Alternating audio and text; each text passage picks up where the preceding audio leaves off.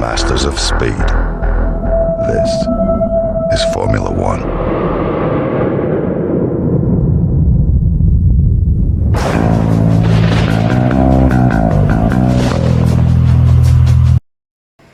Hello there and welcome back. It's another setup video. We're at Qatar in the daylight, which is like Vegas. It is very weird driving around this circuit in the daytime. 3 laps, show you how the car behaves, how the setup handles, and then with the setup at the end. Let's get into this. We're driving as Victor Martins. 5 red lights.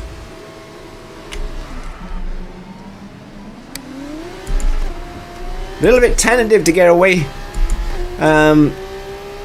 It's not too bad though.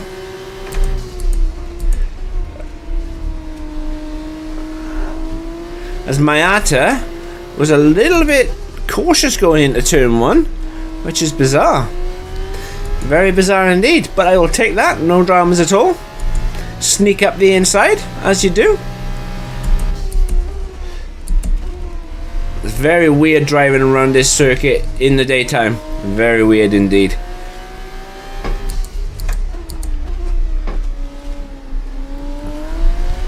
But as always, the setup's at the end.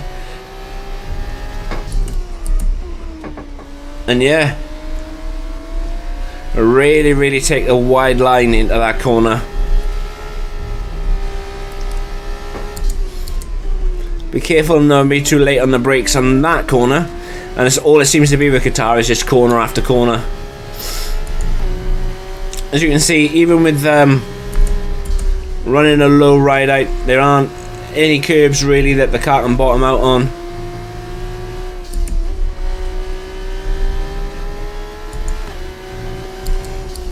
You can really throw this car in with this setup, and it will stick. Obviously, I'm running max pressures. You'll see when you get to the setup. And the reason why I'm running max pressures is simply to try and help with keeping these tyres cool, because around Qatar, even in the night time, they really struggle. Really struggle. But in the day, obviously when the height of the sun, etc.,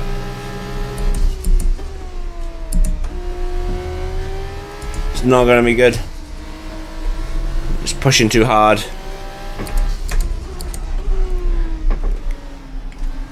Get a cheeky track limit warning, which is not great.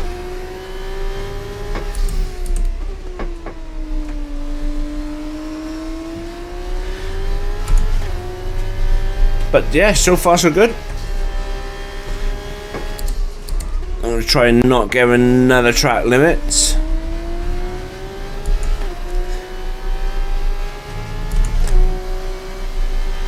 I've not driven Qatar in anger for a while. I don't think I've driven it at all. Maybe I did. I drove it WOR, and we had a wet qualifying. I managed to stick the car on pole for that one, but that was in an F2 car at the night.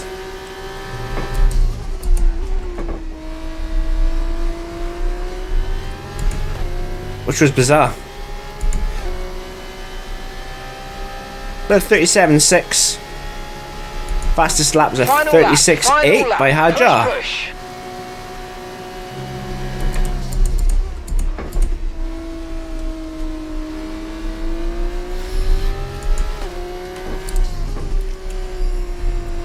The result is irrelevant.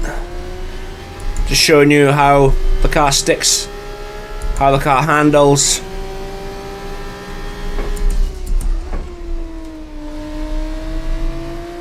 How it behaves. I mean, 3 laps isn't a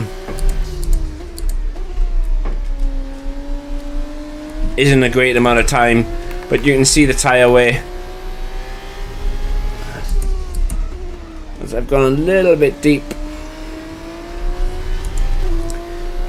Even with max pressures, that front left takes an absolute hiding around this track. you wouldn't be on these tyres for long. That's for sure.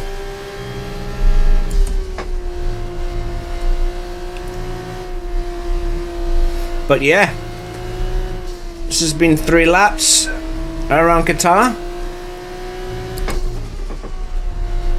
The setup is coming next, and I really hope it helps you guys do all that good stuff. Hit the like button, hit the subscribe button, and I'll catch you in the next one. Take care. So this is what I've done with the Qatar setup. Like I said in every other video that I've done, I really hope it helps. If it doesn't, change it. Make changes to the setup to suit you guys. If it doesn't work, just revert and go the opposite way. That way you will always get the setup ideally set up for you. But with this one, I've gone with 35 on the front wing and 37 on the rear.